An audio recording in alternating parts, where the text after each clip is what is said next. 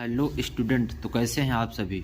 उम्मीद है आप सब बहुत अच्छे होंगे। तो स्वागत है आप सभी का आपके बेहद पसंदीदा YouTube channel super science zone में। तो चलिए हम लोग आज फिर से स्टार्ट करते हैं अपना अनसॉल्व राजीव अनसॉल्व साइंस का, ये है विज्ञान। तो बच्चों हम लोग एक सेट अपना कंप्लीट कर चुके थे, फिजिक्स और केमिस्ट्री। ठीक है, आप सब बहुत अच्छे से पढ़ रहे होंगे, ठीक है ना। पढ़ाई करते रहिए, कोई दिक्कत नहीं, एकदम रिलैक्स हो करके। बस जितना अच्छे से पढ़ लेंगे, जितना आप रिवीजन कर लेंगे, जितना बच्चों प्रैक्टिस कर लेंगे, लिखने की कोशिश खूब करिए। अब नया चीज़ बिल्कुल मत पढ़िए, अब जितना ज़्यादा हो सके ना रिवीजन करिए बार बार, और उसको लिखने की प्रैक्टिस करिए। अब अपने से खुद लिखिए, देखिए कितना सही आप लिख रहे हैं, ठीक है। फिर उसको अपना रीचेक करिए।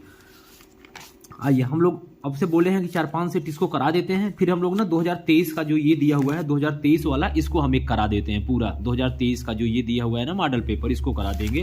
पहले इसको हम लोग खंड ख में आ जाते हैं, मतलब ये सेट नंबर 2 कराते हैं। Set number 2 physics, set number 2 physics करा देते हैं। फिर इसका केमिस्ट्री करा देंगे, ठीक है।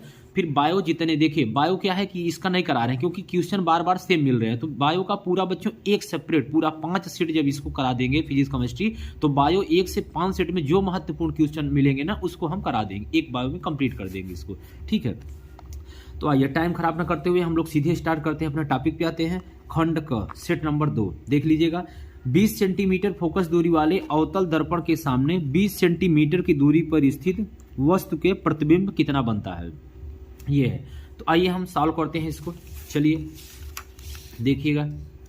तो सबसे पहले हम लोग शुरू करते हैं, इसमें क्या क्या क्वेश्चन में दिया गया है। तो बच्चों क्वेश्चन में दिया है 20 सेंटीमीटर फोकस दूरी। तो सबसे पहले लिखेंगे प्रश्न में दिया है, प्रश्न में दिया है। क्या क्या दिया गया है प्रश्न में, देखिएगा एक बार अच्छे से। तो प्रश्न में आपका दिया गया है, एक मिनट, हाँ, प्रश्न में दिया है 20 सेंटीमीटर फोकस दूरी। तो फोकस दूरी, फोकस दूरी, फोकस दूरी F बराबर कई सेंटीमीटर दिया है, 20 सेंटीमीटर। दर्पण के सामने 20 सेंटीमीटर की दूरी पर अब वस्तु की दूरी क्या दिया है, वस्तु की दूरी U बराबर कितना दिया है, ये भी 20 दिया है बच्चों। कितना दिया है, 20 दिया है, ठीक है। तो प्रतिबिंब की दूरी निकालना है, तो आपको प्रतिबिंब ज्ञात करना है। आसान सा क्वेश्चन है, 1 नंबर का आया हुआ है। प्रतिबिंब माने V बराबर ये। कौन सा दर्पण है, उत्तल दर्पण है। कंडीशन सबको पता है कि अवतल दर्पण जो होता है उसमें सारे चिन्ह निगेटिव होते हैं। जो उत्तल दर्पण होता है U का मान निगेटिव होता है, F और V क्या होते हैं, पॉजिटिव होते हैं। तो हम लोग यहाँ U का मान क्या कर देते हैं, निगेटिव लगा देंगे, और बाकी दोनों क्या होंगे, पॉजिटिव। तो आप लिखेंगे दर्पण के सूत्र से, यहाँ आप लिखेंगे दर्पण के सूत्र से। दर्पण का सूत्र क्या होता है, 1/F बराबर 1/V प्लस 1/U। ये दर्पण का क्या होता है, सूत्र होता है, सही है। अब दर्पण का सूत्र बच्चों आप ये हो गया। अब आप इसमें लिखेंगे, वैल्यू पुट कर देंगे, आपका उत्तर आ जाएगा। 1/F का मान दिया है 20, 1/V निकालना है, प्लस 1/U का मान दिया है -20, ठीक है। 1/20 बराबर 1/V प्लस माइनस 1/20। अब इसको हम ये इधर माइनस में है बराबर को उधर, इसको इधर लाएंगे तो प्लस में हो जाएगा। 1/20 पंचांतर में प्लस 1/20 बराबर 1/V। यहाँ तक बताइए, सही यहाँ तक। अब एलसीएम ले लेंगे 20, तो 20 एक्का 20 और 20 एक्का 20 बराबर 1/V, ठीक है। अब इसके बाद कितना हो जाएगा, 2/20 बराबर 1/V, और यहाँ से V बराबर कितना हो जाएगा, 3 गुणा कर लेंगे तो V बराबर 20/2। कितना हो जाएगा, 20/2। तो V का मान कितना आ जाएगा, 10 सेंटीमीटर। ये क्या आ गया आपका उत्तर, इसमें दिया होगा 10 सेंटीमीटर ये, ठीक है ना। तो पहले वाले का आपका आंसर दिया हुआ है 10 सेंटीमीटर। ये देखिए 10 सेंटीमीटर दर्पण के पीछे बनेगा। अब आप पूछेंगे सर पीछे क्यों बनेगा, कुछ बच्चों को फिगर में समस्या होती। आइए फिगर का भी समस्या सॉल्व कर देते हैं। एक आपको हम किनारा रेख खींच के दिखाई देते हैं, देखिएगा। एक किनारा रेख हम यहाँ बनाने की कोशिश कर रहे हैं, यहाँ पे चलिए। तो ये आपका बच्चों है उत्तल दर्पण, ये है। किरण रेख बहुत जरूरी है, जब आ जाता है ना बहुत कम बच्चे कर पाते हैं बोर्ड में, क्योंकि सबका कॉन्सेप्ट क्लियर नहीं होता है। तो देखिए ये उत्तल है। अब आपकी वैल्यू जो दिया हुआ है वो दिया है सबसे फोकस से मतलब होता है, अब इसके सामने फोकस कहाँ होगा, ये होगा, यहाँ क्या हो जाएगा, सी हो जाएगा। अब बच्चों फोकस की दूरी दिया है 20 सेंटीमीटर, ये यहाँ से कितना दिया है, 20 दिया है, तो जब ये 20 तो ये भी 20 हो जाएगा, लेकिन जो वस्तु की दूरी है वो भी इतना ही है। तो इसका मतलब है कि जितना एफ का मान है उतना यू का मान है, ये वस्तु, तो इसका मतलब है एफ और यू का मान बराबर है। तो इसका मतलब ये है कि आपका जो वस्तु है वो फोकस पे ही रखी जाएगी। तो जब वस्तु फोकस पे ही रखी जाएगी तो क्या हो जाएगा, ठीक है, तो जब आपका वस्तु यहाँ रखा जाएगा तो इसका प्रतिबिंब कहाँ बनेगा, इसका प्रतिबिंब कहाँ बनेगा, दर्पण के पीछे बनेगा, और कहाँ बनेगा बच्चों, अनंत पे बनेगा, ठीक है ना। ये इसकी कंडीशन होती है। और जब इसमें दो ही कंडीशन तो होती है, एक जब अनंत पे रखा होता है वस्तु तो प्रतिबिंब उसका फोकस से बनता है। कुल मिला के आप ये कह सकते हैं ये ऐसे किरण जाएगी और जाने के बाद ऐसे निकल जाएगी, ये किरण जाएगी जाने के बाद ऐसे निकल जाएगी। तो ये जो डॉट डॉट डॉट डॉट क्या होगा, ये डॉट डॉट यहाँ से ऐसे ऐसे बनता हुआ नजर आएगा। समझ पा रहे हैं ना, ये ऐसे इसका किरण डायरेक्ट बनता है, ठीक है। तो कुल मिला के 10 सेंटीमीटर कहाँ बनेगा, दर्पण के पीछे बनेगा। चलिए अब हम लोग दूसरा चलते हैं जो कि बहुत महत्वपूर्ण है। पहला वाला तो आपको समझ में आ गया होगा। अब देखिए इसमें दिया है प्रिज्म से श्वेत प्रकाश की किरण से गुजरने पर सबसे अधिक विचलन किसका होता है, बताइएगा। लाल, पीला, हरा, बैंगनी। इसका कॉन्सेप्ट ही क्लियर कर देते हैं, पूरा बार बार हर एक सेट में पूछा गया है। आइए इसको हम लोग एक बार में ही पूरा एकदम क्लियर कर देते हैं, कुछ ज़्यादा दिक्कत नहीं, बहुत सिंपल है ये, समझिएगा। अब देखिए जैसे ये आपका क्या हो गया, प्रिज्म हो गया, जैसे ये आपका प्रिज्म हो गया, प्रिज्म ए बी सी। अब ये श्वेत प्रकाश यहाँ से गुजर रही है, ये ऐसे श्वेत प्रकाश जाती है, श्वेत प्रकाश मतलब जो प्रकाश सूर्य से जाती है, यहाँ गई, ये ऐसे हो गई, इसको बोलते हैं आपतित किरण। अभी हम लोग इसको आगे पढ़ेंगे, निर्गत किरण, आपतित किरण, परावर्तित किरण, ये सब होती हैं। अब बच्चों यहाँ से गई, जब यहाँ से जाने के बाद ये श्वेत प्रकाश गई, यहाँ गई, ये विरल माध्यम था, ये क्या है, सघन माध्यम। तो जब विरल से सघन में जाती है तो क्या हो जाती है, इसकी तरफ ये अभिलंब की ओर झुक जाती है। ये सब तो आप लोग पढ़े होंगे। अब यहाँ जाने के बाद जब ये बाहर निकलेगी ना बच्चों, कभी आप प्रिज्म से देखिएगा, प्रिज्म रखिएगा सूर्य के प्रकाश के सामने, और जो किरण प्रिज्म से जो किरणें निकलेंगी ना तो हमेशा 7 रंगों में बढ़ जाती हैं, ये ऐसे 7 रंगों में बढ़ जाती हैं ऐसे। अब 7 रंगों बढ़ जाएगी ना तो नीचे से विवग्योर लिखेगा। बहुत सारे बच्चे गलती कर देते हैं, ऊपर से लिख देते हैं, नहीं, विवग्योर, VIBGYOR, विवग्योर। इसका मतलब सर हिंदी में वी मतलब होता है वायलेट बैगनी, आई मतलब बच्चों होता है इंडिगो जामुनी, ब्लू मतलब ब्लू नीला, ग्रीन मतलब ग्रीन हरा, वाई मतलब येलो पीला, और मतलब ऑरेंज, और रेड मतलब लाल। तो ये आपका जो बैगनी हो जाएगा सबसे नीचे हो जाएगा, और जो लाल होगा बच्चों सबसे ऊपर होगा। बहुत बार पूछा गया है, बार बार पूछा जाता है कि सबसे अधिक विचलन किसका होता है, तो आप क्या बताएंगे, सबसे अधिक विचलन किसका होता है, ये बैगनी का होता है। जो सबसे नीचे होगा उसका विचलन सबसे ज्यादा, और जो लाल होगा उसका सबसे विचलन सबसे कम होता है। लेकिन प्रकीर्णन की बात करेगा तो ये प्रकीर्णन अलग है, विचलन अलग है, ठीक है ना। तो ये सबको प्रकीर्णन, ये आप ध्यान रखेंगे। इसीलिए लाल रंग हमको सबसे दूर से दिखाई देता है और ये बैगनी रंग होता है, ठीक है। तो इसमें क्या पूछा गया, समझ गया ना, ये बैगनी, फिर ये इंडिगो, फिर ऐसे ऐसे ये आपका बढ़ता हुआ क्रम है।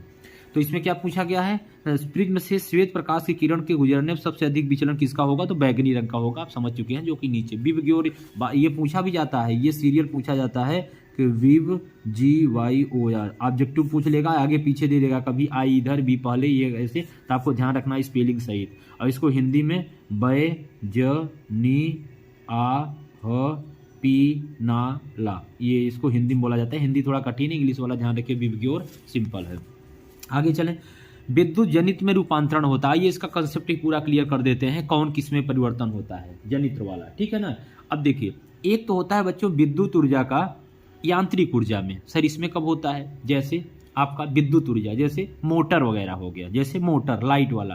तो मोटर क्या होता है, मोटर मतलब लाइट लेता है, और लाइट लेने के बाद बच्चों क्या कर देता है, वो यांत्रिक में मतलब मशीन में बदल देता है। जैसे आप चक्की वगैरह जो चलाते हैं, जो भी चीज़ें होता है मोटर, तो उसमें क्या होता है, जब आटा वाटा पिसाने जाता है तो वहाँ मोटर लगी होती है, तो वहाँ से विद्युत मतलब ऊर्जा लेता है, विद्युत ऊर्जा लेता है और उसको यांत्रिक में मतलब मशीन में बदल देता है, उसे बोलते हैं विद्युत मोटर का ये काम होता है। एक जरूर पूछा जाएगा, आप देख लीजिएगा, कौन सा ऊर्जा किस में रूपांतरण होता है। तो जब मोटर की बात करेगा ना तो वहाँ विद्युत ऊर्जा यांत्रिक ऊर्जा में, लेकिन यहाँ पूछा जनित्र। जनित्र बच्चों जस्ट इसका अपोजिट हो जाता है, वो यांत्रिक ऊर्जा जो करेगा वो विद्युत में कन्वर्ट कर देता है। जो यांत्रिक है वो विद्युत, जैसे जनरेटर वगैरह, जनरेटर क्या करता है, जनरेटर आपका डायनेमो में चेंज कर देता है। तो क्या कर देता है, यांत्रिक मतलब जो मशीन वाली चीज है वो लाइट में जैसे तेल उसमें डालते हैं तो अपना डायनेमो क्या कर देता है, उसको कन्वर्ट कर देता है किसको, यांत्रिक ऊर्जा को विद्युत में, तभी आपको लाइट मिलने लगती है जनरेटर से। ये चीजें आपको, अब जैसे हम बात करें ये जो बल्ब वगैरह हमारे यहाँ जलते हैं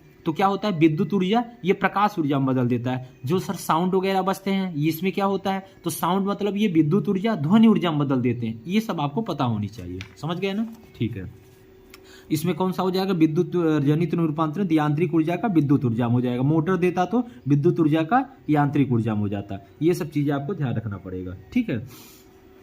आगे घ नंबर 220 वोल्ट और 100 वाट के विद्युत बल्ब के तंतु का, ये भी क्वेश्चन बड़ा फेवरेट है बोर्ड का, बहुत बार पूछा गया है। तो आइए हम लोग इसको भी कंसेप्ट को एकदम क्लियर ही कर देते हैं। चलिए इस वाले में बताते हैं इसको। तो बोला है 220 वोल्ट, ये क्वेश्चन दिया गया, एक मिनट। इसमें क्या बोला है, 220 वोल्ट, तो क्या दिया है, ये कौन सा नंबर है, घ नंबर है। 220 वोल्ट तो मतलब विभवांतर, वोल्ट मतलब जैसे ही बात करेगा तो क्या बोलेंगे, विभवांतर। बी बराबर कितना दिया है, 220 वोल्ट। और क्या दिया है, 100 वाट, वाट मतलब पावर, पावर मतलब क्या होता है, क्षमता, ठीक है, क्षमता। पी बराबर दिया है 100 वाट, ये आपके बल्ब में लिखा रहता है। तो निकालना क्या है इसमें, प्रतिरोध, प्रतिरोध माने आर। अब बताइए इसमें कौन सा फार्मूला हम लगा दें, आर बराबर आपको निकालना है। हम लोग इसके 3 फार्मूले पढ़े हैं, 3 फार्मूले पढ़े हैं ना, इसमें कौन सा लगेगा, इसमें लगेगा P बराबर कौन सा, 3 फार्मूले हम लोग पढ़े हैं, तो P बराबर V²/R। यहाँ कौन सा लगेगा, P बराबर V²/R लगेगा। ये वाला फार्मूला इसमें लगेगा, क्योंकि V भी दिया है, P भी दिया है, R भी दिया है। 3 फार्मूले एक बार आपको बता दें क्या, चलिए आइए अच्छा दिखाई देते हैं। देखिए पहला फार्मूला होता है P बराबर VI, P बराबर VI। दूसरा क्या होता है, P बराबर I²R। तीसरा होता है P बराबर V²/R। ये बस 3 ही फार्मूले हैं क्षमता के, P बराबर VI, P बराबर I²R, P बराबर V²/R। अब देखिए ये फार्मूले आते कहाँ से ना, सारी चीज़ें हम एक कंप्लीट वीडियो में करा चुके हैं, आप उसको जाकर देख लीजिएगा। और नहीं देख पाएंगे तो बताइएगा। इस देखिए फार्मूले इस चैप्टर की कुछ बहुत महत्वपूर्ण है, जैसे ये सब फार्मूले बहुत महत्वपूर्ण है, तो आप सबको आना चाहिए ये सब फार्मूले, ठीक है। ये 3 है, तो आइए हम इस पर हम लोग वैल्यू रख देते हैं अपना। तो P बराबर क्या हो जाएगा, P बराबर V²/R, तो P बराबर V²/R, ये वाला फार्मूला इसमें पुट होगा, ठीक है ना। आप फार्मूला एक जगह बार बार बच्चों लिख लीजिए। तो चलिए हम लोग यहाँ सॉल्व कर लेते हैं। तो P का मान कितना दिया हुआ है, 100 वाट, और इसके बाद V का मान 220², 220 हो जाएगा। अब इसके बाद क्या हो जाएगा, R का मान निकालना है आपको, तो R इधर लेते आएंगे, तो R बराबर हो जाएगा 220 गुणित 220 और बटे P। ये R उधर चला जाएगा, 3 मल्टीप्लाई इधर चलाएगा, 1 0 से 1 0, 1 0 से 1 0 काट देंगे। तो 22 बाई समय 22 दूना 44, 4 हाथ से लगा 4, 22 दूना 44, 44 4 47 48, 484 ओम भी लिख सकते हैं। आप चाहें तो इसका यूनिट भी लिख सकते हैं, कोई दिक्कत नहीं, चाहे ऐसे लिख लीजिए और चाहे इसका ओम हिंदी में लिख लीजिए, चाहे इसका यूनिट ऐसे लिख लीजिए, ठीक है ना। ये आपका क्वेश्चन खत्म हो गया। देख रहे हैं ना कितना आसान सा था, लेकिन सोचिए ऑब्जेक्टिव था ना, फिर भी साल तो करना पड़ेगा, इसका मतलब समय ज़्यादा लगने वाला है इस साल। तो जब तक प्रैक्टिस इस साल आपकी नहीं रहेगी, साइंस और मैथ में बच्चों थोड़ा सा टाइम ज़्यादा लगेगा, मैथ में तो सबसे ज़्यादा, पता है क्यों, क्योंकि 20 क्वेश्चन ऑब्जेक्टिव जो है ना सालों तो करना पड़ेगा। ऐसा नहीं कि एक एक लाइन के हैं, सालों करने में 4-5 लाइन तो लग ही जाएंगे। तो इसका मतलब प्रैक्टिस इस साल आपकी ज़्यादा होनी चाहिए, और प्रैक्टिस तो आप सब कर ही रहे हैं, ठीक है, कोई बात नहीं। समझ गए इसको ना, ये फार्मूले नोट कर लीजिए, ये आपका क्वेश्चन हो गया। चलिए 484 ओम, ये आपका उत्तर आ चुका है। आगे हम लोग चलते हैं, अवतल दर्पण के किन्हीं 2 उपयोग का वर्णन कीजिए। अब देखिए बार बार चीजें वही यार बार बार आएंगी अब, लेकिन फिर भी आइए बताते हैं। अवतल दर्पण के उपयोग, अवतल दर्पण के उपयोग आपको बहुत अच्छे से पता होगा, शेविंग करने के काम आता है अवतल दर्पण, ठीक है ना, जो दाढ़ी वगैरह बनाते हैं उसमें।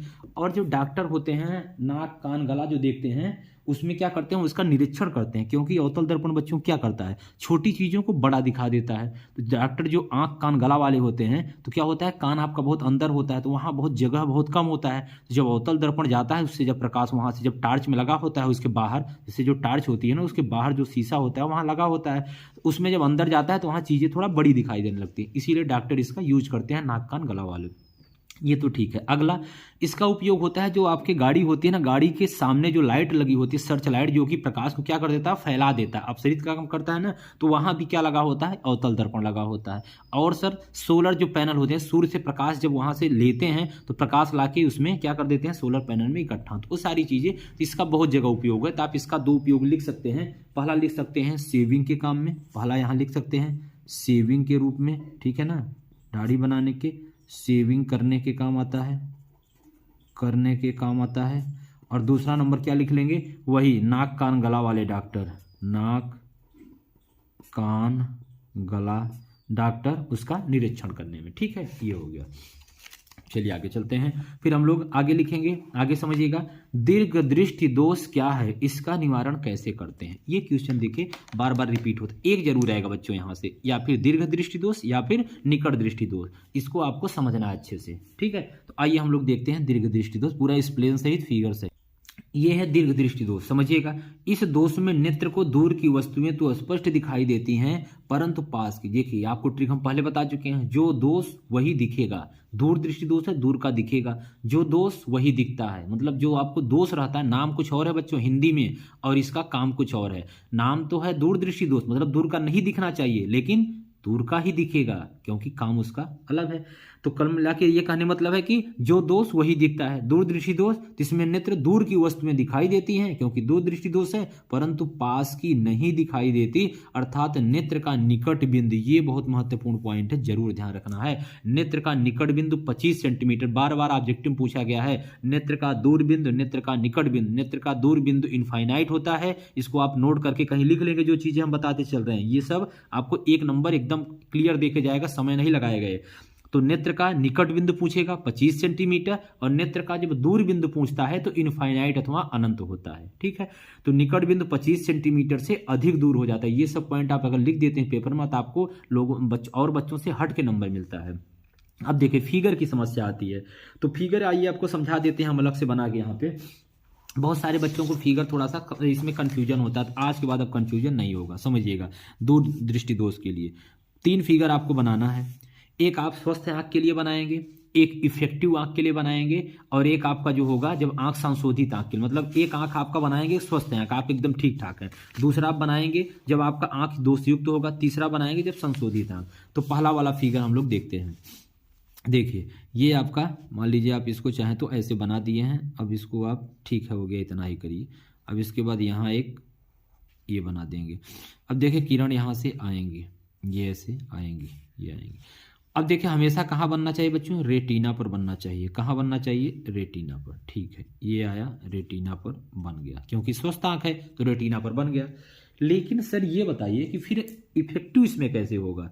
देख लीजिए, ये आप यहाँ लिख देंगे स्वस्थ आंख। 3 फिगर बनाएंगे, हम बार बार बोल रहे हैं, ठीक है ना, ताकि आपको नंबर बहुत अच्छा मिला। हम नहीं चाहते हमारे किसी बच्चे का एक भी नंबर साइंस और मैथ में कटे। बच्चों आप इतना अच्छे से लिख के आइए कि इतना अच्छे आपकी प्रैक्टिस होनी चाहिए। टीचर भी जो कॉपी चेक करे ना, उसको भी लगे कि सच में मतलब इन्होंने कितना अच्छे से पढ़ा है। ठीक है, हम बस यही चाहते हैं। बस जिस दिन आपका रिजल्ट आए, आपको तो खुशी होगी, लेकिन आपसे ज़्यादा खुशी हमें होगी, ये अगर आपका अच्छा नंबर आता है, क्योंकि हमने भी आपके साथ काफ़ी मेहनत कर रहे हैं। चलिए अब देखिए, अब इसके बाद जब हम दूसरा फिगर बनाते हैं, इसमें ये एक फिगर हो गया। दूसरा फिगर ये आप यहाँ चाहें तो इसको ऐसे भी कर सकते हैं, थोड़ा सा अच्छा लगता है, कोई दिक्कत नहीं है।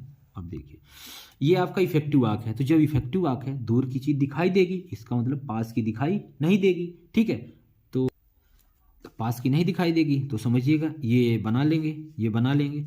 अब देखिए इसका मतलब जो इसका ये जो बिंदु रेटिना पर बनना चाहिए ना, रेटिना पर बनेगा तो एकदम स्वस्थ आंख होगी। तो बच्चों ये रेटिना पर ना बन के कहाँ बनेगा, रेटिना से आगे बन जाएगा। कहाँ बन जाएगा, रेटिना से आगे बनना यहाँ चाहिए। अब चित्र कहाँ बन गया, यहाँ, तभी तो दोष है, तभी तो दोष है। दूसरा बहुत कितना सिंपल फिगर है, बुकों में बड़ा क्रिटिकल दिया हुआ, बिल्कुल आसान है यार। देखिए पहला स्वस्थ आंख है, प्रतिबिंब कहाँ बना, रेटिना पर, आगे भी रेटिना, जब फिर स्वस्थ हम करेंगे फिर रेटिना बनाएंगे। लेकिन ये बच्चों ना, ये हमारा क्या है, ये हमारा इफेक्टिव आंख है। मतलब इसको हिंदी में क्या बोलते हैं, इसको हिंदी में दोष युक्त आंख, इसको हिंदी में बोलते हैं दोष युक्त, दोष युक्त, ये दोष युक्त आंख। तो अब यहाँ बनना कहाँ चाहिए, रेटिना पर, लेकिन नहीं, कहाँ बनेगा, रेटिना से बाहर बन गया। ऐसा क्यों बन गया सर, क्योंकि ये दूर दृष्टि दोष है, दूर का दिखाई देगा लेकिन पास का नहीं। अब तीसरी कंडीशन बनाते हैं। तीसरा कंडीशन क्या है, तीसरा कंडीशन समझिएगा, तीसरा कंडीशन हम क्या करेंगे ये देखिएगा। अब जो आपका अब तीसरा कंडीशन क्या करेंगे बच्चों, यहां पर ना हम एक दूरदृष्टि दोष निवारण के लिए किस लेंस का प्रयोग करते हैं, उत्तल लेंस करते हैं। तो इसका मतलब हमें यहां पर एक उत्तल लेंस लगा देना होगा। डॉक्टर के पास जब आप जाएंगे ना तो उत्तल लेंस ये बार बार चेक करता है। अच्छा आप ये पढ़िए आप पढ़ते हैं, जब आपको सही दिखता है कहता है हाँ अब यही आपको लगेगा। तो जब यहाँ उत्तल लेंस लगा देंगे तो क्या होगा, उत्तल लेंस का काम क्या होता है, जो किरण यहाँ से आएंगी, चाहे जैसे आए, सीधा आए, ऐसे आए, कैसे भी आएगा, लेकिन यहाँ के जाने के बाद बच्चों ना ये क्या हो जाती है, कन्वर्ज हो जाती हैं। तो ये क्या होंगी, अब ये थोड़ा सा ये ऐसे मुड़ जाएंगी, और ये भी जो आएगी किरण ये भी क्या हो जाएगा, ऐसे मुड़ जाएगी। समझ पा रहे हैं ना, ये ऐसे हो जाएगा। तो जब ये ऐसे हो जाएगा तो अब यहाँ जब आएंगी तो ये जो है इसको क्या करेगा, अब यहाँ पे कहाँ बना देगा, यहाँ पे ये ऐसे बना देगा। समझ पा रहे हैं ना, ये आपका रे ऐसे आएंगी, ये ऐसे आएंगी, और आने के बाद ये क्या होगा, ये अपना इधर से निकल जाएंगी। और अब इसका प्रतिबिंब कहाँ, यहाँ था ना, तो अब यहाँ से कहाँ बन जाएगा, फिर से रेटिना पे, क्योंकि इससे पहले हम क्या लगा दिए, उत्तल लेंस लगा दिए हैं। ठीक है, बस मेन समझाने का मतलब था, आप चीज़ों को समझ गए होंगे। ये सारी चीज़ें यहाँ देखने में एकदम अच्छे से बना हुआ है। स्वस्थ आँख, ये ऐसे, ये आँख संशोधित आँख, ये हम बनाए हुए तीनों फिगर आप देख लीजिए, इसको अच्छे से बना के प्रैक्टिस कर लीजिए। और एक दूरदृष्टि तो निकट, दो ही तो होते हैं। अब इसका कारण और निवारण पूछा जाता है। कारण में नेत्र लेंस की गोलक छोटा हो जाना, दूसरा नेत्र लेंस की समंजन क्षमता कम हो जाना, दो इसके कारण है। निवारण की बात करें तो इस दोष को दूर करने के लिए उचित फोकस दूरी का उत्तल लेंस प्रयोग किया जाता है। इस दोष को दूर करने के लिए उचित फोकस दूरी का उत्तल लेंस प्रयोग किया जाता है बच्चों, ये इसका निवारण हो गया, खत्म। यही तो पूछा गया था, दूरदृष्टि दोष क्या होता है, चित्र सहित उसका कारण तथा निवारण बताइए। अब देखिए हम लोग आगे चलते हैं। अब उत्तल लेंस द्वारा आवर्धित प्रतिबिंब बनाने की क्रिया आरेख को समझाइए, बड़ा महत्वपूर्ण है ये भी। एक बच्चा पूछा हुआ था कल या परसों, मैसेज आया था, सर इसको बता दीजिए। देखिए मौका मिल गया बताने के लिए, आइए आपको बता ही देते हैं ये वाला क्वेश्चन। आइए उत्तल लेंस वाला देखिए बताते हैं, आवर्धित वाला। ये आपका बन गया उत्तल लेंस, थोड़ा बड़ा सा बनाते हैं, चलिए ये बन गया, थोड़ा टेढ़ा बन गया, लेकिन कोई बात नहीं, सही है। बस आप समझिए, बाकी चीज़ें सब ठीक है, बस आप अच्छे से बनाइएगा। बस ये बन गया उत्तल लेंस, किरण खींच दिए। अब इसमें दोनों तरफ होता है, इधर भी हो जाएगा F1, इधर भी हो जाएगा F1, इधर हो जाएगा 2F1, इधर भी हो जाएगा, यहाँ F2 कर लीजिए, ये हो जाएगा 2F2। ठीक है, अब इसके बाद समझिएगा इसमें क्या हो जाएगा। अब बोला है आवर्धित वाला बोला है ना, तो आवर्धित की कंडीशन क्या होती है, आवर्धित की कंडीशन ये होती है जब आपकी वस्तु कहाँ रखी होगी, F1 और प्रकाशिक केंद्र के बीच में। ये यहाँ आपकी वस्तु, यहाँ जब वस्तु यहाँ रखी होगी तो मुख्य अक्ष के समांतर जाने वाली प्रकाश की किरण जाएगी। बहुत बच्चों को समस्या हो रही है, सर उत्तल लेंस और इसका किरण आरेख बताइए। ये किरण आरेख ही तो बता रहे हैं। ये यहाँ से जाएगी तो जाने के बाद ये क्या होगा, अब यहाँ से इसका अपवर्तन होगा, तो ये कहाँ से निकल जाएगी, फोकस से होकर सीधे निकल जाएगी, ये कंडीशन। अब दूसरी किरण कहाँ से जाएगी बच्चों, दूसरी किरण वक्रता केंद्र, मतलब यहाँ प्रकाशिक केंद्र है, प्रकाशिक केंद्र से होकर जाएगी और जाने के बाद ऐसे निकल जाएगी। अब ये दोनों किरणें को हम पीछे बढ़ाएंगे, ये डॉट डॉट ऐसे, और इसको भी हम क्या करेंगे, ऐसे पीछे बढ़ाएंगे, ये ऐसे बढ़ाएंगे। अब ये दोनों कहाँ मिलेंगे, अब ये दोनों आगे जाके मिलेंगे, कहीं ना कहीं तो मिलेंगे। जहाँ मिलेंगे ना वही इनका क्या बनेगा बच्चों, वही इनका प्रतिबिंब बनेगा। तो इनका प्रतिबिंब कहाँ बनेगा, ये इनका प्रतिबिंब फोकस और 2F1 के बीच में बनेगा। थोड़ा सा और आगे हम इसको कर देंगे, फोकस और ये आप कह सकते हैं 2F1 या इसके इनफाइनाइट के बीच में बनेगा। अब ये तो कहीं बन सकता है, ये ऐसे बनेगा। ठीक है, तो कुल मिला के बस ये समझना है कि जब ये इसके बीच में रखा, यही हमारा आवर्धित, देख रहे हैं ना, आवर्धित की कंडीशन है, ये आपका आवर्धित की कंडीशन होता है। जब ये पहला किरण ये मुख्य अक्ष के समांतर जाएगी, जब ये F1 और प्रकाशिक केंद्र के बीच में रखा होगा तो ये यहाँ F2 से निकल जाएगी, और दूसरी किरण प्रकाशिक केंद्र से, जहां भी ये दोनों मिलेंगे एक दूसरे से, वहीं इसका प्रतिबिंब बनेगा। ठीक है, ये आवर्धित की कंडीशन होती है, समझ गए। चलिए बना लीजिएगा इसको। इसके बाद फिर हम लोग आगे चलते हैं। अगला कंडीशन फिर दिया है, 2 ओम 3 ओम तथा 4 ओम के प्रतिरोधों को समांतर क्रम में जोड़ा जाता है इस संयोजन के। देखिए इस क्वेश्चन को हम करा चुके हैं, कल ही तो शायद कराए थे। इस क्वेश्चन को हम करा चुके हैं बहुत अच्छे से। इन दोनों क्वेश्चन को बच्चों हम करा चुके हैं। अभी जो आपका न्यूमेरिकल उस दिन कराए हैं उसमें हम इसको करा चुके हैं। ठीक है, तो बार बार कराने से कोई मतलब नहीं है। आइए हम लोग इसको कराते हैं। ये 3 का क और अथवा दोनों हम करा चुके हैं। अगर आप नहीं देखें जाके उस वीडियो को देख लीजिए, अभी परसों ही कराए हैं शायद, जिसमें कराए हैं कंप्लीट न्यूमेरिकल फिजिक्स के, उसमें इन दोनों क्वेश्चन को करा चुके हैं।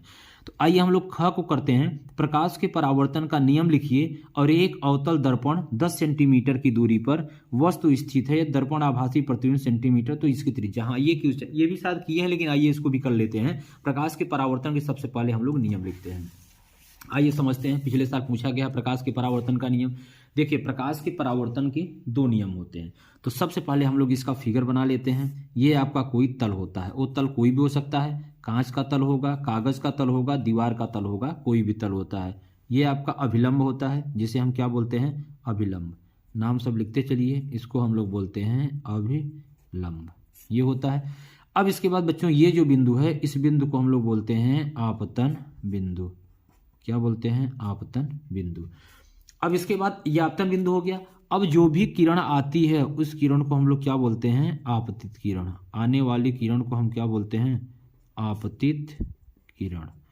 और जो किरण यहां से जाने के बाद क्या होती है, निकल जाती है, उसे हम क्या बोलते हैं, परावर्तित किरण। आने वाली किरण को आपतित किरण, और जाने टकराने के बाद, मतलब ये जो इससे ये प्रकाश यहाँ से टकराएगी, टकराने के बाद क्या हो गया, ये इसे जो निकल जाएगी उसे हम बोलते हैं परावर्तित किरण। अब बच्चों, अभिलंब और आपतित किरण के बीच में जो कोण बनेगा उसे हम लोग बोलते हैं आपतन कोण। कौन सा कोण बोलते हैं, आपतन कोण। अभिलंब और परावर्तित किरण के बीच में जो कोण बनेगा उसे हम लोग बोलते हैं परावर्तन कोण। क्या बोलेंगे, परावर्तन कोण। एंगल ऑफ इंसिडेंट इसे बोलते हैं आई, एंगल ऑफ रिफ्लेक्शन इसे बोलते हैं आर। इंसिडेंट रे और रिफ्लेक्टेड रे, ये होता है। अब ये तो फिगर आपका बन गया। अब इसका नियम लिखना है, तो पहला नियम समझिएगा। पहला नियम ये होता है, आपतित किरण, परावर्तित किरण और आपतन बिंदु पर खींचा गया अभिलंब। 3 चीज है, फिर से सुनिएगा। आपतित किरण, परावर्तित किरण और आपतन बिंदु पर खींचा गया अभिलंब, तीनों एक ही तल में होते हैं, नियम नंबर 1। और दूसरा नियम, आपतन कोण सदैव परावर्तन कोण के बराबर होता है। मतलब यह है, कोण जो आई है वो कोण आर के क्या हो जाएगा, बराबर हो जाएगा। ये होता है दूसरा नियम, कोण आई बराबर कोण आर। आपतन कोण सदैव परावर्तन कोण के बराबर होता है। पहला, आपतित किरण, परावर्तित किरण और आपतन बिंदु पर खींचा गया अभिलंब तीनों एक तल में होते हैं। आपतन कोण सदैव परावर्तन कोण के बराबर होता है। ठीक है ना, इतना चीजें आपको ध्यान रखना है। ये होता है आपका प्रकाश का परावर्तन का नियम। ठीक है बच्चों, अब हम लोग आगे चलते हैं। इसमें जो न्यूमेरिकल दिया है उस न्यूमेरिकल को अच्छे से थोड़ा सा सॉल्व कर लेते हैं। तो न्यूमेरिकल क्या दिया हुआ है, ये दिया हुआ है एक अवतल दर्पण। हाँ, इसमें थोड़ा सा न्यूमेरिकल में समझने की बात है। एक इसमें मिस्टेक बच्चों कर देते हैं, वो कर नहीं किए भी हैं, हम देखे हैं बहुत जगह। ये सारे क्वेश्चन बच्चों थोड़ा सा मिस्टेक कर दिए हैं। वो मिस्टेक क्या है हम अभी आपको बता रहे हैं। तो चलिए हम लोग इस न्यूमेरिकल को सॉल्व कर लेते हैं, इसके बाद आगे चलते हैं। तो देखिए, इसमें मिस्टेक क्या होता है, अवतल दर्पण से 10 सेंटीमीटर की दूरी पर वस्तु की दूरी 10 सेंटीमीटर, यहाँ नहीं होगा। लेकिन यदि दर्पण से आभासी प्रतिबिंब 20 सेंटीमीटर, बच्चे सोचते हैं अवतल दर्पण दिया, लगा दो सब माइनस, ये भी माइनस, वो भी माइनस, सब माइनस, क्योंकि सर तो बताएं अवतल दर्पण में सब माइनस होता है। ऐसा नहीं है, यही तो आप गलती करते हो बच्चों। यहाँ आभासी प्रतिबिंब दिया है, हम बता चुके हैं कंडीशन, हम आपको दिखा भी। ये देखिए कंडीशन, ये देखिए अवतल दर्पण दिया है ना, उत्तल दर्पण, अवतल दर्पण में एफ का मान माइनस, ठीक है, यू का मान माइनस, ठीक है, वी का मान देखिए माइनस प्लस, 2 कंडीशन होती है। लेकिन ये कुछ लोग नहीं समझते, बस उनको पता है, उनको टीचर भी कुछ बता देते हैं कि सब माइनस होता है, आंख बंद करके सब मार दो। अरे बच्चों, जब आप आभासी बोल देगा ना तो प्लस, हम सारी चीजें नोट्स में अपने सब लिखे हुए हैं, सब कुछ बच्चों को देख रहे हैं ना, कितना डिटेल से साइन कन्वेंशन हम पढ़ाए हैं, सब बताए हैं। ठीक है, तो कोई दिक्कत नहीं है। चलिए, तो ये सारी चीज़ आपको ध्यान रखना है। जब बच्चों यहाँ आभासी दे देगा ना तो आपको प्लस रखना है, और नहीं तो आपका पूरा सब गड़बड़ हो जाएगा। एक न्यूमेरिकल जितना आसान भी है उतना अगर थोड़ा सा मिस्टेक हुआ सब खराब हो जाएगा। तो गलती नहीं करनी है, बार बार हम आपसे बता रहे हैं। आभासी होगा तो उसको प्लस ही समझना है। ठीक है, चलिए, तो अब देखिए यहाँ आभासी प्रतिबिंब भी बोला है, अवतल भले है, तो यहाँ 20 सेंटीमीटर का मतलब यहाँ वी का मान प्लस हो जाएगा, और बाकी ये आपका 10 सेंटीमीटर यू का मान माइनस ही रहेगा। वक्रता त्रिज्या निकालनी है ना, हाँ ठीक है, पहले फोकस निकाल लेंगे, उसका दुगना कर देंगे, वक्रता त्रिज्या आ जाएगा। आइए सॉल्व कर लेते हैं इसको हम लोग, देखिएगा। तो इसमें क्या क्या दिया है, चलिए शुरू करते हैं। तो इसमें सबसे पहले दिया है, यहाँ लिखेंगे प्रश्न में दिया है, क्या लिखेंगे, प्रश्न में दिया है, क्या दिया है, एक अवतल दर्पण 10 सेंटीमीटर की दूरी पर, तो दिया है वस्तु की दूरी, वस्तु की दूरी u बराबर कई सेंटीमीटर, 10 सेंटीमीटर। प्रतिबिंब की दूरी क्या दिया है आगे, प्रतिबिंब की दूरी, प्रतिबिंब की दूरी क्या बोलते हैं, v बराबर कई सेंटीमीटर, 20 सेंटीमीटर। निकालना क्या है, वक्रता त्रिज्या। तो पहले हम लोग क्या निकालेंगे, पहले हम लोग निकालेंगे फोकस दूरी। बिना फोकस दूरी निकाले वक्रता त्रिज्या आप निकाल ही नहीं सकते। ये फिर यहाँ लिखेंगे वक्रता, ये क्वेश्चन मार्क है, वक्रता त्रिज्या किससे डिनोट करते हैं, r से डिनोट करते हैं, ये हो जाएगा। ठीक है ना, वक्रता त्रिज्या r बराबर क्वेश्चन मार्क। अब ये हो गया। अब आइए हम लोग साइन की बात कर लेते हैं, क्या क्या इसमें साइन बोला है। चलिए, तो अब साइन कन्वेंशन की बात करते हैं। तो अवतल है तो u बराबर -10, ठीक है, लेकिन ये माइनस मत करिए क्योंकि ये आभासी बोला है। तो अब यहाँ लगाएंगे, लिखेंगे दर्पण के सूत्र से, दर्पण के सूत्र से। दर्पण का सूत्र क्या हो जाएगा, 1/, अब बार बार सूत्र हम भी लिख रहे हैं, बार बार आपको भी लिखना है ताकि बच्चों अच्छा नंबर इसीलिए मिलता है। ठीक है, ये मत सोचिएगा कि सर बार बार यही आप फार्मूला लिखते हैं, इतना आसान फार्मूला आपको भी लिखना है। ठीक है ना, ये क्योंकि एग्जामिनर को कुछ नहीं पता कि आपको क्या आता है, जितना आप लिख के आएंगे ना उतना ही वो समझेगा। तो अब इसकी वैल्यू पुट कर देंगे। तो 1/f का मान निकालना है, v का मान 20 प्लस में u का मान -10, सही है। अब इसके बाद यहाँ से 1/f बराबर 1/20 प्लस माइनस माइनस 1/10, 1/f बराबर एलसीएम ले लेंगे, जो बड़ा होता है उसी को लिख लेते हैं 20। तो 20 × 20, 10 दूना 20, 1/f बराबर -1/20, 3 गुणा कर लेंगे तो f बराबर -20 सेंटीमीटर। बताइए कोई समस्या हुई किसी को, सर कोई समस्या नहीं, ठीक है ना। तीसरे का ये हो गया। तो f बराबर 20 सेंटीमीटर, लेकिन सर यहाँ तो वक्रता त्रिज्या निकालना है। तो क्या होता है, वक्रता त्रिज्या, वक्रता त्रिज्या r बराबर क्या होता है 2f। तो r बराबर 2f का मान कितना दिया है -20, तो कितना हो जाएगा -40 सेंटीमीटर, ये हो जाएगा -40 सेंटीमीटर। ये हो गया वक्रता त्रिज्या, सही है, क्योंकि f बराबर होता है r/2, f बराबर होता है r/2, तो r बराबर क्या हो जाएगा 2f हो जाएगा। ये सारी चीज़ें हैं, समझ में आ रहा है ना। ये आप इसको नोट कर लीजिए अच्छे से। देखिए यहाँ से हमने शुरू किया है 10, फिर 20, ये दर्पण का सूत्र है, ये ऐसे आप सॉल्व करते चले जाएंगे, ये सारी चीज़ें 20, ये क्या हो जाएगा 40, ठीक है। तो बच्चों इस प्रकार से आप इसको सॉल्व करेंगे। सारे न्यूमेरिकल बहुत आसान है यार, ठीक है ना। हम तो सोच रहे हैं जितना इसमें न्यूमेरिकल दिया है ना शुरू से अंत तक सब करा दें, ठीक है। आप बताइए अगर कराना होगा तो, या फिर अपने अनुसार हम न्यूमेरिकल बना के कराएं, ठीक है। न्यूमेरिकल कुछ बच्चे को डर लग रहा है, कुछ बच्चे अभी हैं उनको लग रहा है कि न्यूमेरिकल कठिन है, कोई बात नहीं। अगर अभी तक आप कुछ भी न्यूमेरिकल नहीं किए, अब भी हम आपको सारे न्यूमेरिकल करा सकते हैं, अब भी आप बहुत अच्छा नंबर। देखिए हम लोगों का टारगेट है मैथ और साइंस। मैथ और साइंस में मानते हैं कि आप छोटी मोटी कहीं गलती कर देंगे, 100 तो नहीं आ सकता, लेकिन बच्चों मैथ में 100 नहीं आएगा, आप देख लीजिएगा, बहुत सारे बच्चों का आएगा, हमें पता है। और साइंस में भी आप लगभग 68, 69, 70 में आप आसानी से ला सकते हैं, ठीक है। तो अब देखिए एक क्वेश्चन इसमें और बचा हुआ है, आइए हम लोग उसको कर लेते हैं। एक प्रिज्म से प्रकाश के अपवर्तन की क्रिया द्वारा समझाइए, आपतन कोण तथा विचलन कोण चित्र में दिखाइए। ये भी बहुत अच्छा क्वेश्चन है। ये क्वेश्चन का नंबर 4 नंबर में, ये सब 4-4 नंबर क्वेश्चन है, देख रहे हैं ना कितने आसान आसान है। तो आइए हम लोग 4 नंबर का क्वेश्चन एक और देख लेते हैं। देखिएगा, जब प्रिज्म से प्रकाश के अपवर्तन क्रिया समझाए, तो आइए सबसे पहले हम लोग एक प्रिज्म बनाते हैं। यहाँ प्रिज्म बन गया ABC, नाम दे देते हैं। अब देखिएगा, समझिए इसको अच्छे से। यहाँ से बच्चों एक श्वेत प्रकाश जाती है, इसको हम लोग बोलते हैं आपतित किरण। जो किरण यहाँ से प्रवेश करेगी उसको हम लोग बोलेंगे आपतित किरण। अब यहाँ पे हम लोग एक अभिलंब बना देंगे, ये ऐसे अभिलंब का नाम दे देंगे यम और यन, ठीक है। अब इसके बाद ये कहाँ से जा रही है, ये हमारा विरल से सघन में जा रही है, तो क्या होगा अभिलंब की ओर झुक जाएगी। इसका मतलब सीधे जाना चाहिए, इसको ऐसे जाना चाहिए, लेकिन नहीं, ऐसे नहीं जाएगी। क्यों नहीं जाएगी सर, इसलिए नहीं जाएगी क्योंकि अब ये विरल से सघन में जा रही है। जब सघन में जाती है तब अभिलंब की ओर झुक जाती है, तो ये कुल मिला के ऐसे हो जाएगी। अब फिर से हम लोग यहाँ एक अभिलंब बना लेते हैं। तो अब इस क्या हो रही है, अब ये सघन से विरल में जा रही है, तब क्या होगा अभिलंब से अब ये दूर हो जाएगी, तो अब ये ऐसे हो जाएगी, ठीक है ना। इतनी बात समझ गए। अब देखिए, जब इतनी बात आप समझ गए तो आगे देखिएगा हम क्या बताना चाह रहे हैं। अब ये जो होगा ये इसको, तो ये जो आगे आप इसको बढ़ा दिए, और ये भी लाइन को क्या करेंगे आप आगे ऐसे ऐसे बढ़ा देंगे। तो यहाँ जो दोनों को जो काटेगा यही आपका क्या हो जाएगा डेल्टा। इसी को हम लोग विचरण कोण बोलते हैं, बहुत महत्वपूर्ण है। अब ये आपतित किरण है जो अंदर प्रवेश कर रही है, और जो बाहर निकल रही है इसको हम लोग बोलते हैं निर्गत किरण। क्या बोलते हैं? निर्गत किरण। बाहर निकलने वाले किरण को निर्गत किरण, और जो प्रवेश करती है उसको बोलते हैं आपतित किरण। और हमारा जो आपतित किरण ये क्या हो जाएगा? कोण यहाँ पे जो बनेगा इसको हम लोग बोलेंगे आपतन कोण, और जो यहाँ पे कोण बनेगा उसको बोलेंगे अपवर्तन कोण। यहाँ पे जो बनेगा इसको बोलेंगे अपवर्तन कोण, और जो यहाँ बाहर निकलता हुआ बनेगा इसको हम लोग बोलेंगे आपतन कोण या निर्गत कोण। ये होता है, ठीक है ना। पूरा चित्र समझ गए? चित्र यही बनाना है। अब इसमें लिखने की क्या बात है, देखिए क्या लिखेंगे। लिखेंगे कि जब कोई किरण प्रिज्म में प्रवेश करती है, जब कोई किरण प्रिज्म में प्रवेश करती है तो उसे आपतित किरण कहते हैं। हम लिख भी दिए हैं, जब कोई किरण प्रिज्म में प्रवेश करती है तो उसे आपतित किरण कहते हैं, और जब बाहर निकलती है, जब ये किरण बाहर निकलती है तो उसे निर्गत किरण कहते हैं। यहां तक तो समझ गए।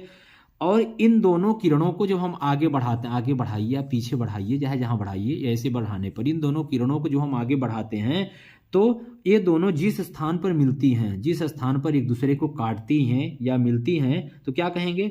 तो उसे हम विचलन कोण कहते हैं, जिसे हम डेल्टा से प्रदर्शित करते हैं। किससे प्रदर्शित करते हैं? डेल्टा से। ये दोनों जिस स्थान पर काटती हैं उसे हम विचलन कोण कहते हैं, ठीक है ना।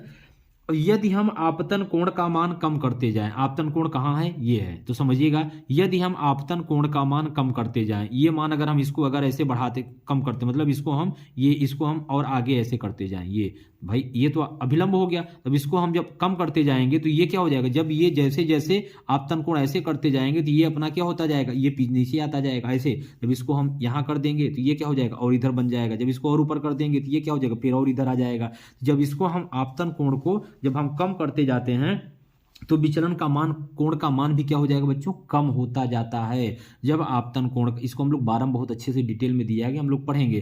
तो जब आपतन कोण का मान कम करते जाते हैं तो विचलन कोण का मान भी क्या होता जाता है? कम होता जाता है। एक स्थिति ऐसी आती है कि विचलन कोण का मान एकदम न्यूनतम हो जाता है, बहुत कम हो जाता है, जिसे हम अल्पतम विचलन कोण कहते हैं। अल्पतम विचलन कोण कहते हैं, क्योंकि एक स्थिति ऐसी आएगी जिसे हम डेल्टा एम से प्रदर्शित करते हैं, अल्पतम। इसी से ना एक फार्मूला निकल के आता है, इस अपवर्तन n बराबर, इस पे कभी कभी न्यूमेरिकल आ जाते हैं, साइन ए प्लस डेल्टा एम बटे 2 और बटे साइन ए बटे 2। इस पे एक फार्मूला पूछा जाता है, इस पे न्यूमेरिकल पूछा जाता है। यन आपका क्या है? यन अपवर्तनांक है, और साइन जा है, ए आपका प्रिज्म का कोण है, डेल्टा एम अल्पतम विचलन कोण है, और ये तो पता ही हो गया, ठीक है। तो ये एक तो फार्मूला आप लिख सकते हैं कहीं। तो ये सारी चीजें आपको लिखना पड़ता है। आइए हम लोग डिटेल्स इसको लिखे हैं, इसको आप एक बार दिखा देते हैं, आप इसको लिख लीजिए, फिर हम लोग आगे देख लीजिएगा। एक बार हम लिखा हुआ है, सारी चीजें एकदम देख लीजिए। आपतित किरण है, ये देखिए, इसके बाद गया ये निर्गत किरण, अपवर्तित किरण, सारी चीज को अपवर्तित या निर्गत दोनों बोलते हैं। ये सारा चीजें हैं। प्रिज्म द्वारा प्रकाश का अपवर्तन, यही आपका पूछा गया है। आपतन कोण तथा विचलन कोण चित्र में दिखाइए। तो आपतन कोण और विचलन कोण आप चित्र में आसानी से दिखा। विचलन कोण ये डेल्टा है, आपतन कोण आपका ये है, आप इसको दिखा सकते हैं, ठीक है। तो सब लिख दिए। माना ABC कांच का प्रिज्म है, जिसमें प्रिज्म के, क्योंकि बच्चों 4 नंबर पूछा गया इसलिए इतना आपको लिखना पड़ेगा, ठीक है। ये सारी चीजें आप देख लीजिए, इसको आप लिख भी सकते हैं, कोई दिक्कत नहीं। यहाँ नीचे हम लिख दिए हैं कि यदि आपतन कोण I का मान बढ़ाया जाए तो विचलन कोण का मान घटता जाता है, परंतु एक समय विचलन कोण का मान घटना बंद हो जाता है, तब इसे न्यूनतम विचलन कोण या अल्पतम विचलन कोण कहते हैं। प्रिज्म के पदार्थ का अपवर्तनांक का सूत्र ये होता है, साइन ए प्लस डेल्टा एम बटे साइन ए बाई 2, ठीक है ना। ये सारी चीजें आप इसको अच्छे से स्क्रीनशॉट ले लेंगे जल्दी से, और इसको आप चाहें तो लिख भी सकते हैं वीडियो को रोक करके, ठीक है ना। ये सारी चीजें हैं, हम आपको बता दिए हैं। ये 4 नंबर के क्वेश्चन है, प्रिज्म द्वारा प्रकाश का अपवर्तन, पूरा इतना आपको लिखना पड़ेगा अच्छे से, ठीक है। तो चलिए फिर हम लोग आगे चलते हैं। दिया है विद्युत मोटर का चित्र बनाइए। बार बार यही चित्र पूछ रहा है, बार बार यही चीज पूछता है, ये हम करा भी चुके हैं और आप सब लिख भी दिए। उस बार हम जब अभी टेस्ट लिए तो उसमें इसको दिए भी थे। ये सारी चीजें हैं, ठीक है। इसका कार्यविधि आप जरूर, विद्युत मोटर, डायनमो, जनित, एक ठो जरूर इसमें से आएगा, दीर्घोत्तरी यहीं से आता है, या फिर एक विद्युत का न्यूमेरिकल मैथमेटिक्स आएगा। 6 नंबर का यहीं से आना फिक्स है। तो दोनों चीज तैयार रखिएगा, कोशिश करिएगा, जिनका तैयार है न्यूमेरिकल करिएगा, और नहीं तो फिर विद्युत मोटर। अगर न्यूमेरिकल अथवा में कभी भी रहेगा बच्चों, अगर आपको आ रहा है तो जरूर न्यूमेरिकल करिएगा, उसमें बहुत अच्छा नंबर मिलेगा। और जिसको नहीं आ रहा है तो फिर थ्योरी करिएगा। न्यूमेरिकल में पूरा का पूरा नंबर मिलता है फिजिक्स में, और अगर नहीं तो फिर आप थ्योरी लिखेंगे तो 1-2 नंबर कम मिलता है। तो डिपेंड करता है पर बस यूनिट न्यूमेरिकल मत भूलिएगा, और एकदम अच्छे से करने की कोशिश करिए जैसे हम करा रहे हैं। तो चलिए फिजिक्स हमारा कंप्लीट हो जाता है। फिर हम लोग अब आते हैं खंड ख में, आएंगे अगली वीडियो में। बस इसको इतना ही रखते हैं। तो बच्चों आज की वीडियो आपको बहुत अच्छी लगी होगी, ठीक है। और आप लोग एकदम प्यार सपोर्ट बनाए रखिए जिस प्रकार से आप कर रहे हैं। तो चैनल को लाइक शेयर सब्सक्राइब बिल्कुल करना ना भूलें, एकदम जितना हो सके उतना करते जाइए। आप लोगों का टारगेट है 10 मार्च तक में आपका पेपर मतलब बोर्ड खत्म होने से पहले 1000 सब्सक्राइबर कंप्लीट होने चाहिए। कोई बड़ी बात नहीं, आसानी से हो सकता है और आप सब करेंगे भी, ठीक है। हम अपनी तरफ जितना हो सक रहा है हम पूरा मेहनत करने के लिए तैयार हैं। आप सब भी खूब अच्छे से पढ़ाई करते रहिए एकदम, और अपने स्वास्थ्य का पूरा ध्यान रखिए। और ज़्यादा बारात उरात बिल्कुल नहीं करना है, बहुत ही ज़रूरी है, बहुत घर में है तभी, नहीं तो बिल्कुल नहीं, अवॉइड करना है सारी चीज़। जितना हो सके लोगों से दूरी बना के रखिए इस समय। मोबाइल वगैरह बहुत एकदम, जब ज़रूरत ना हो तो उसे ऑफ रखिए, जब ज़रूरत हो शाम को 1-2 घंटा अपना क्लास करनी हो कर लीजिए, ठीक है। और अपना व्हाट्सअप फेसबुक बहुत कम यूज करिए, जितना ज़रूरत हो उतना ही। ज़्यादा किसी से बात, निगेटिव लोगों से बात न करिए, ज़्यादा लोगों के बीच में बैठिए। जितना लोगों से दूरी बनाएंगे ना उतना अच्छा क्या होगा, आप कंसंट्रेट हो पाएंगे और अच्छे से पढ़ाई कर पाएंगे। और नहीं तो इधर उधर की बातें होगी तो फिर आपका दिमाग भी उसे डिस्टर्ब होगा। ये सारी चीज़ें हैं। बाकी अपना अच्छे से खाना पीना अच्छे से खाइए, स्वस्थ रहिए एकदम अच्छे से, सब प्रकार से ठीक है।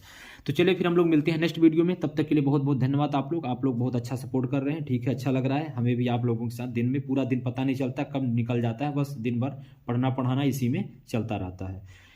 तो ठीक है बच्चों, फिर हम लोग मिलते हैं नेक्स्ट वीडियो में। जो भी आपको जरूरत होगी आप कमेंट करके बता सकते हैं, जैसा भी आपको वीडियो लगता है। आप कमेंट बहुत अच्छा करते भी हैं, आप जरूर किया करिए, 2-4 सेकंड लगता है, समय नहीं लगता। वीडियो को लाइक करिए और शेयर करिए और चैनल को सब्सक्राइब जरूर करिए, ठीक है। ओके बच्चों, धन्यवाद।